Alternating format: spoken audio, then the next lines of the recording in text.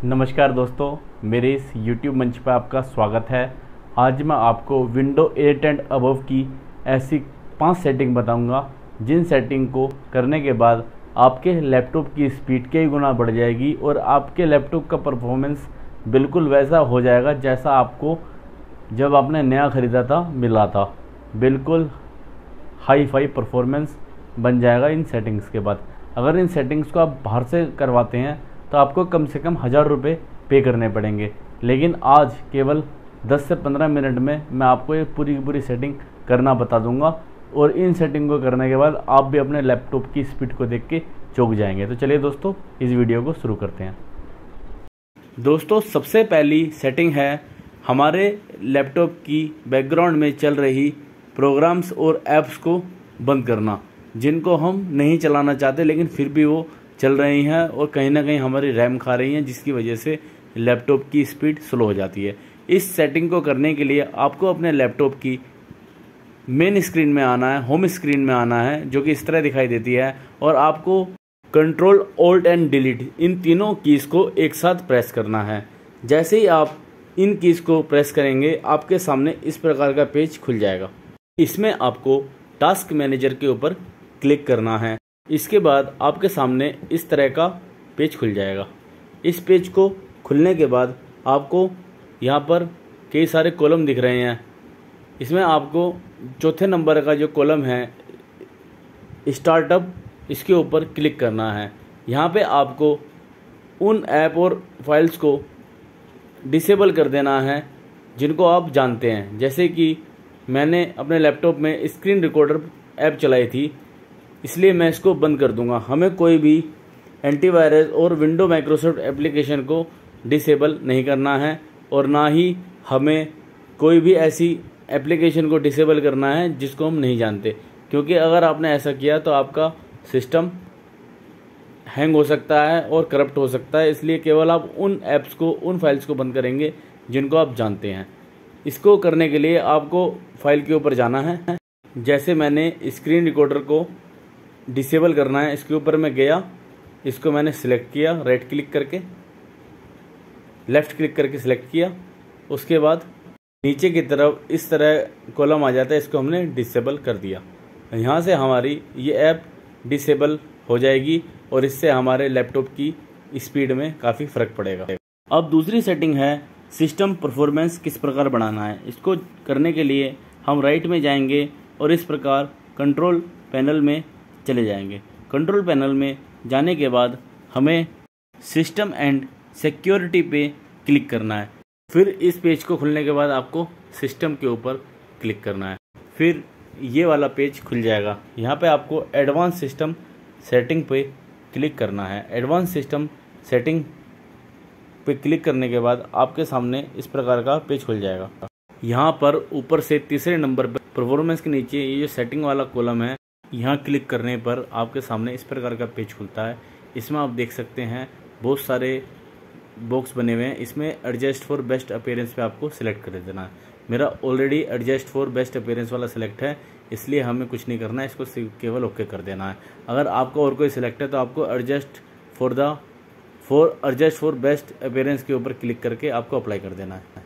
यहाँ पर नीचे अप्लाई वाला कॉलम आ जाएगा अगर आपको और कोई सिलेक्ट है, क्योंकि मेरा तो already adjust for best appearance है, इसलिए हमें केवल ओके कर देना है। ओके करते ही हमारी ये setting as it is set हो जाएगी। अब हम आएंगे तीसरी सेटिंग की ओर। इसको बोलते हैं डिफ्रेगमेंट एंड ऑप्टिमाइज ड्राइवर्स। इसके द्वारा आप अपने लैपटॉप की स्पीड को कई गुना बढ़ा पाएंगे। इस सेटिंग को करने के लिए आपको सर्च में जाना है और सर्च में जाके टाइप करना है डिफ्रेगमेंट एंड ऑप्टिमाइज ड्राइवर। यहाँ मैं टाइप कर रहा हूँ defragment and optimise driver. Defrag लिखते ही यहाँ पे नीचे आ गया defragment and optimise your driver. अब हम इसको क्लिक करके खोल लेंगे। क्लिक करते ही हमारे सामने इस प्रकार का पेज खुल जाएगा। इसमें हम सी ड्राइव को सिलेक्ट कर लेंगे। सी ड्राइव को सिलेक्ट करने के बाद अब हम ऑप्टिमाइज के ऊपर क्लिक कर देंगे। ऑप्टिमाइज के ऊपर क्लिक करते ही ऑप्टिमाइजेशन की प्रक्रिया शुरू हो गई है। ये थोड़ा समय लेगी, हमें इंतज़ार करना है और जैसे ही ये कंप्लीट हो जाएगा इसके बाद हमारे लैपटॉप की स्पीड कई गुना बढ़ जाएगी। इस ऑप्टिमाइजेशन की प्रक्रिया में मुझे कम से कम 15 से 20 मिनट का समय लगा, और जब ये प्रक्रिया पूरी हो जाएगी तो अपने आप स्टॉप की जगह ऑप्टिमाइज और एनालाइज लिखा आ जाएगा। इसका मतलब हमारी ये प्रक्रिया पूरी हो गई है। अब हमें बैक आ जाना है और अब हम चौथी सेटिंग की तरफ बढ़ेंगे। चौथी सेटिंग करने के लिए अब हम अपने लैपटॉप की मेन स्क्रीन में आ जाएंगे।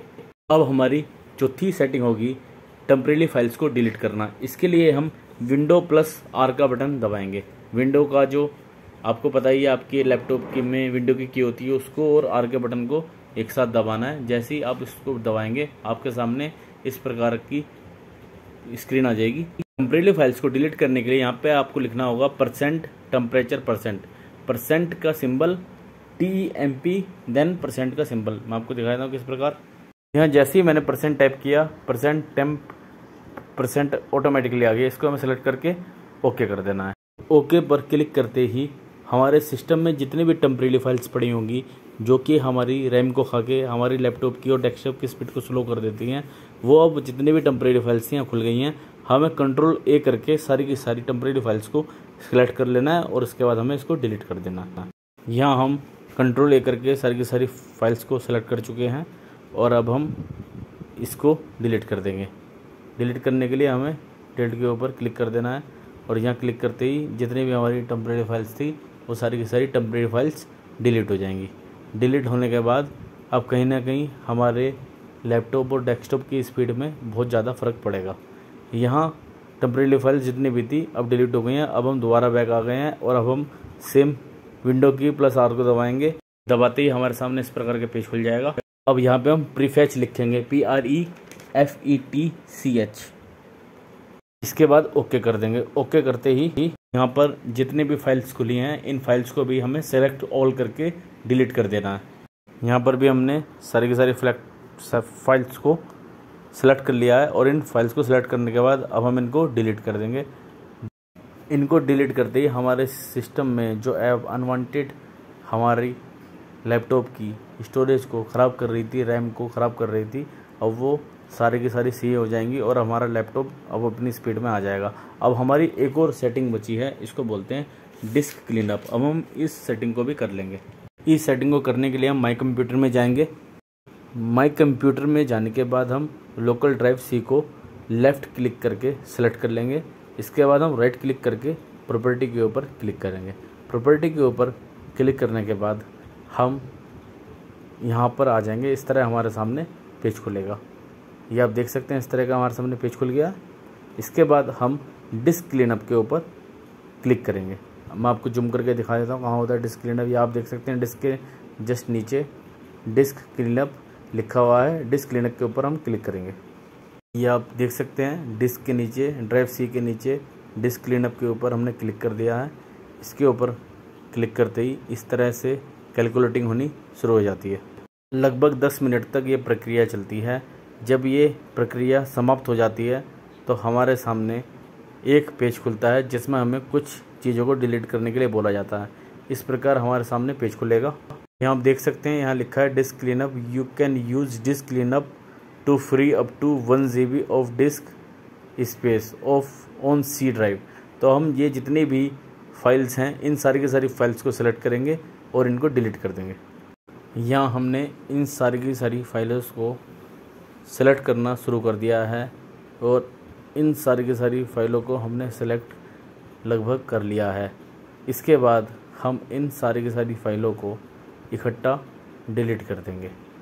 इन सभी फाइल्स को सेलेक्ट करने के बाद हम ओके के ऊपर क्लिक कर देंगे। ओके के ऊपर क्लिक करने के बाद सिस्टम पूछ रहा है are you sure you want to permanent delete this file. हम कर देंगे डिलीट फाइल्स। इस प्रकार अब फाइल डिलीट होना शुरू हो गई हैं। अब आपकी ड्राइव C में जो अननेसेसरी फाइल हैं उनको क्लीनअप की प्रक्रिया शुरू हो गई है। इस प्रक्रिया के बाद आपके सिस्टम में जितने भी अननेसेसरी फाइल्स होंगी जो कि आपकी रैम को खा जाती हैं और आपके लैपटॉप और डेस्कटॉप को स्लो कर देती हैं, वो सारी की सारी फाइल्स डिलीट हो जाएंगी और आपका जो लैपटॉप है वो सुपर फास्ट हो जाएगा और बहुत तेज़ चलने लगेगा। तो दोस्तों यही 5 सेटिंग थी जिन सेटिंग के माध्यम से आप अपने लैपटॉप की स्पीड को बढ़ा सकते हैं। इन 5 सेटिंग को करने के बाद आपको अपने लैपटॉप को रीस्टार्ट करना है और रीस्टार्ट करने के बाद आप अपने लैपटॉप की स्पीड को देखकर चौंक जाएंगे। ये जो क्लीनअप की प्रोसीजर चल रहा है, ये प्रक्रिया चल रही है, ये कम से कम 10 से 15 मिनट का समय लेगी और उसके बाद अपने आप जब ये प्रक्रिया ख़त्म हो जाएगी आपको बैक आना है और उसके बाद आपको रीस्टार्ट कर देना है अपने सिस्टम को। यही दोस्तों 5 सेटिंग थी। उम्मीद करता हूँ वीडियो अच्छा लगा होगा।